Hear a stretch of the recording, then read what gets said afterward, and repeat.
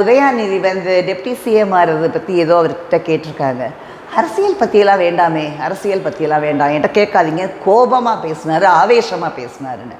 அந்த பக்கம் ஆவேசமாக நிஜமாகவே ஆவேசமாக பேசினது துரைமுருகன் தான், மினிஸ்டர் துரைமுருகன் தான். பட் இவர் சொல்லியிருக்காரு, ஏங்க உங்களை வந்து கேட்டால் மட்டும் உங்களுக்கு இவ்வளோ கோபம் வருதே, அப்போ துரைமுருகனையெல்லாம் நீங்கள் அந்த அரசியல் மேடையில் ஏங்க சூப்பர் ஸ்டார் சொல்லக்கூடாது, மிஸ்டர் ரஜினிகாந்த் நீங்கள் போய் அங்கேயே அந்த மேடையெல்லாம் அரசியல் பேசுவீங்க, இன்னும் அரசியல் பற்றி நீங்கள் ஏன் பேசுவீங்க? அரசியல் நீங்கள் பேசலாம், ஆனால் யாரும் கேட்கக்கூடாதுன்னு சொல்கிறீங்க பாருங்கள், அது எவ்வளோ ஒரு ஐரணியாக இருக்குது. உங்களுக்கு நீங்களே முதல்ல ஸ்பேஸ் கொடுக்குறீங்க. நீங்கள் ஏன் அந்த மீட்டிங்கில் கருணாநிதியை பற்றி பேசுகிறதுக்காக போகிறேன்னு சொன்னால் அங்கே மிச்சத்தெல்லாம் ஏன் பேசுகிறீங்க?